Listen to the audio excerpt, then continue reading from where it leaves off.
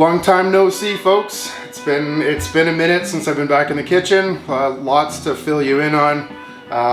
We'll get to that in a few minutes. Today we're back in the kitchen, cooking with purpose, and it's about brunch today. We've got some friends coming over, and we decided, hey, you know what? Now's the time to get back into this and start having some fun. So we're going to be making an absolutely killer frittata today.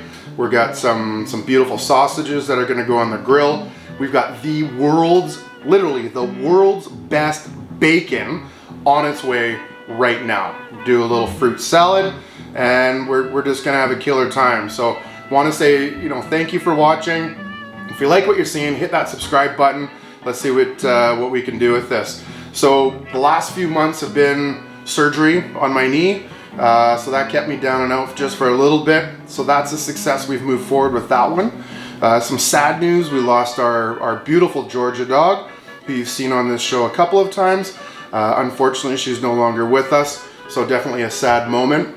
But we've had some wins lately, which has been fantastic. So the typical years of COVID, right? Super highs, super lows, and we've definitely been feeling that recently.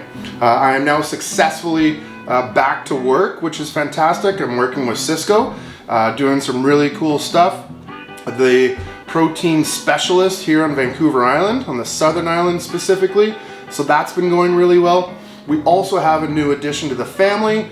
Her name's Olivia. She's a beautiful 8-week-old pup. I'll introduce you guys later. We've had a very busy morning. So she's just in her bed with her lamb. Crash city without question. So let's just jump into this right now. Let's get this frittata put together and get this thing fired in the oven before company comes over. Okay, let's get into this. We're gonna do a quick, easy, simple tomato concasse. So what we wanna do is we just wanna take the core out, just like that. We're gonna do a crisscross on the top, 1 and 2. That's it. That's really the way we're gonna get this started. I've got boiling water on. I've got an ice bath ready to rock and roll. We're gonna blanch this just for a few seconds, then shock it, and we're gonna keep moving forward.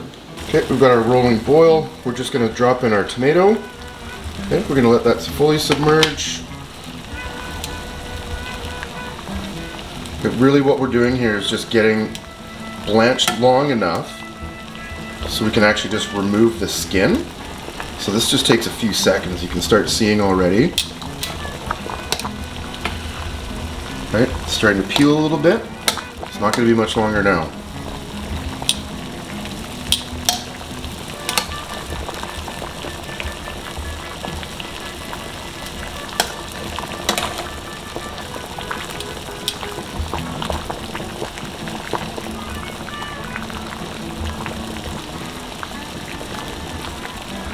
That's going to be plenty of time to get that blistered. Let's take this out, get it in the ice water here. Just put that in there, leave that in for a few minutes, we'll do our thing. Okay, let's get to our tomato concasse here. So it's been blanched, we did all the coring. So as you can see, right, now we can start peeling that skin off, right? Just peels right back.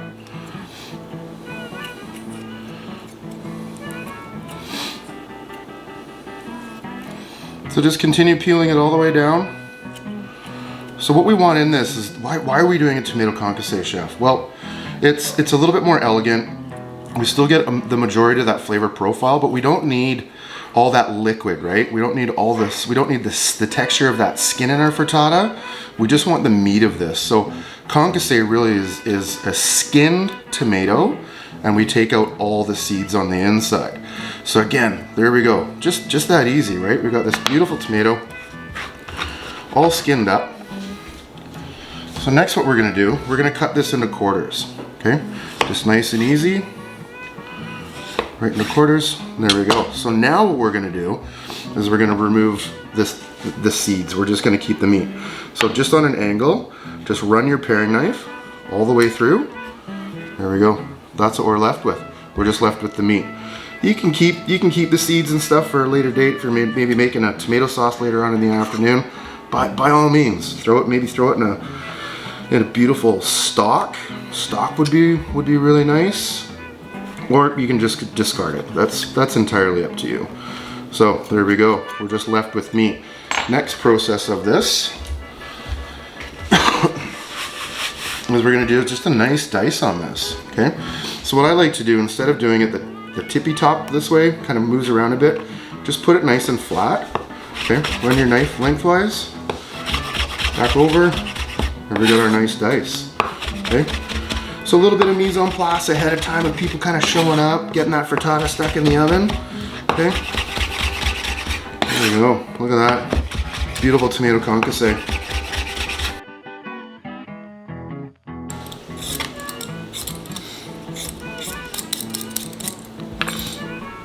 Okay, next I've got a piece just peeled potato here.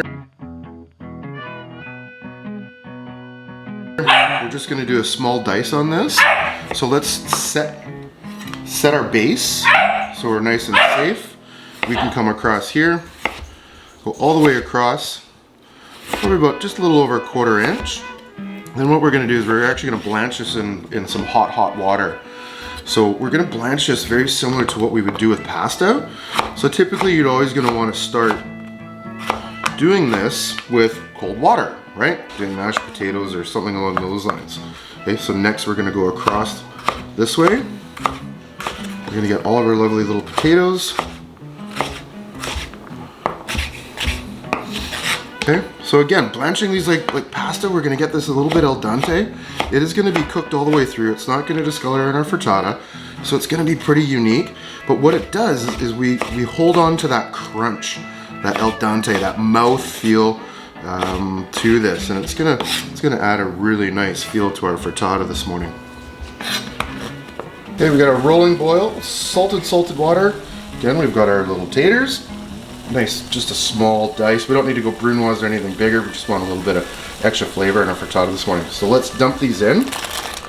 Again, just like pasta, so we're gonna work the water around a little bit, which will be great. But it's just gonna take maybe 2 minutes, and then what we're gonna do is we're gonna strain it out. This is just gonna go onto a sheet pan with a little bit of olive oil.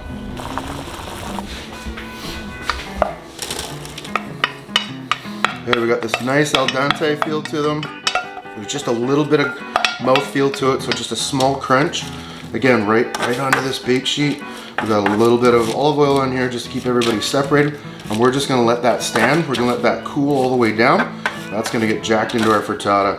Okay, spinach chiffonade. What's spinach chiffonade? It's kind of a julienne. It's not a full allumette. It's a little bit of a cut that's in between the two. So how do we go ahead and do this? There's a couple different ways. There's a cheater chef's way to do it. It's not quite as refined, but now I'm gonna show you how to do the chiffonade. So what I've gone ahead and done, as you can see the layers, I've stacked up this beautiful baby spinach just into a stack, okay? All the stems towards the end. Next, what we wanna do, just delicately, because we don't wanna bruise it too much, is we wanna roll it up like a sausage, okay? Just nice like that. Other people have different ideas of perhaps what that looks like.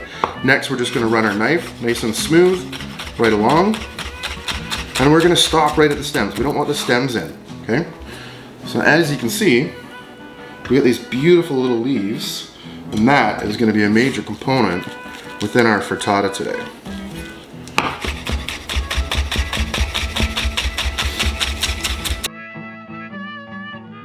Okay, so for the amount of people that we got coming in for brunch today, I'm figuring about 15 eggs should be quite suffice for what we're doing. So we're just gonna get all these just cracked up right into our bowl. I don't know if you guys need to watch the rest of this, so I'll keep cracking on. Okay, so now that we got a bunch of our prep done and out of the way, our 15 eggs are nicely whisked. We've got the rest of our components here. So 15 eggs, I'm gonna use probably about a cup and a half of milk. Okay, typically when we're doing, scrambled eggs, we're gonna limit the amount of milk that we're gonna put in because we want the eggs to kind of toughen up a little bit. So when we add a little bit more milk into our frittata, that's where we get some of that airiness, and as it's baking, it's leavening, right? So that's where we're getting some of that nice, soft, airy frittata feel to it, right? So we got that in there. I'm gonna go ahead and season this now, and we'll get the rest of the ingredients in here. So we can be fairly liberal, as I always say, liberal with our seasoning, salt, pepper. We want it to taste outstanding. Okay, nice and liberal. So we've got our tomato concasse that we had done earlier. Let's just fire that in. We got our potatoes, which have come up perfect, right? Just that, there's a slight little crunch to it. They're super tasty, still cooked all the way through. Let's throw some of those in there. Maybe I did a little bit too much, but we're okay with that, okay? The other thing that I went ahead and did, got some applewood smoked white cheddar. This is just gonna add some extra complexity to our dish. It's gonna be super tasty. Again, let's just get that in there. Just a fine grate, not a big deal. And being fairly liberal with the cheese, which we all love. Our spinach chiffonade, which we did, rolling up those little cigars, or other things, depending on what adults do with their said cigars. Anyway, let's get that spinach in there. Just load this thing up. It's gonna be really quite nice. Okay, just give it a whisk, bring everything together. Okay, the oven's been preheated to 350, so that's already dinged its little bell, so that's ready. I've got a pan, okay, we've got an oven-proof pan that's preheating as well. So we wanna make sure that we start this with everything warm, okay? We don't wanna put it in just all by itself without warming everything up. What we wanna do is we wanna create a cooked base, so it actually, the egg turns brown on the bottom, and you'll see what that's gonna look like later on when it comes out, and we're getting closer to that portioning stage and service part of it for our guests. So again, everything's in here, everything's loaded up. It's looking absolutely fantastic. We're gonna slide over to the stove, we're gonna mash this in and get it put in the oven. Alrighty, pan's nice and warm. That's the sound that we're looking for without question. Okay, everybody in the drink. There we go. This is just gonna slide right into the oven. Again, 350. It's gonna be in there for probably 40 minutes, 45-ish. And we'll take a look at it in a bit. Okay, so we've got all of our provisions. Frittata's hanging out. I've got a pan just over my shoulder starting to warm up a little bit. We're gonna start doing the bacon here. Remember I was saying about this world famous bacon? I cannot stress that enough. So anybody that's in Victoria, on the Southern Island, Vancouver Island here in BC, Canada, is gonna know exactly what I'm talking about. Their smoked bacon at a place called Red Barn, legendary, absolutely legendary. What their secret is, don't have a clue. And at this point in time, don't really care. Because I'm gonna fry this bad boy off. This is going with our frittata. And let me tell you, this is gonna be the best brunch we've had in a long time.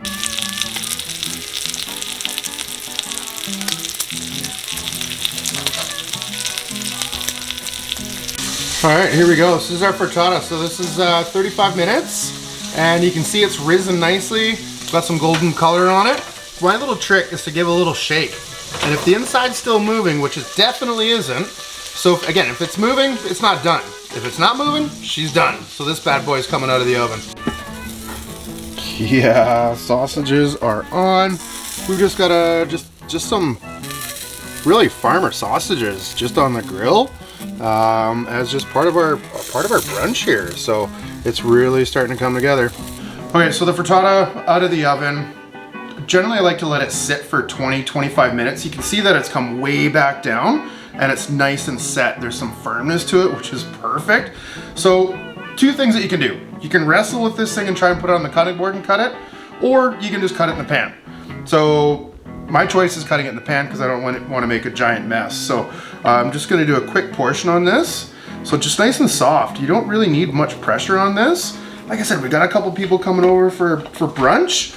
So we're gonna get nice portions out of this. It's perfectly set, right? So I'm not really ruining the pan. I'm not putting a ton of pressure on it. But yeah, like I said, we've got super good portions here. People are gonna be nice and full, which we want. So reheating. What are we gonna do to reheat this thing? Because that's the thing with frittata. You don't wanna serve it fresh right out of the oven. You can, turns into a bit of hot mess. Anyway, this is gonna be going back in the oven for a few minutes, heat it back up, we can scoop it out, jam it on a plate, we're good to go. All right, this is it. Just let's put the final pieces of this puzzle together. Everything's just coming out of the oven nice and hot. So what are we doing here, right? A little bit of frittata, which is great. Put that just off to the side. We got our beautiful little farmer sausages. Can have a little bit of fun with that. Again, the best bacon that you ever didn't have, because you don't live here. Anyway, we got some double smoked bacon. Okay, Like I said, Kara put together just a nice little fruit salad, just a little bit of chiffonade of mint on there. And then I decided last minute, why not do just a nice little garnish. So just put some mixed greens, some lovely tomatoes, super simple vinaigrette. Put that right on top. Bob's your uncle. There you go. Brunch is served, we're ready to rock and roll. Okay, like I said, brunch is it. Served up. There's 5 of us. We got a little man outside as well. So I'm gonna put some plates in hand. Love you guys. Stay safe. Happy to be filming again. Let's do this.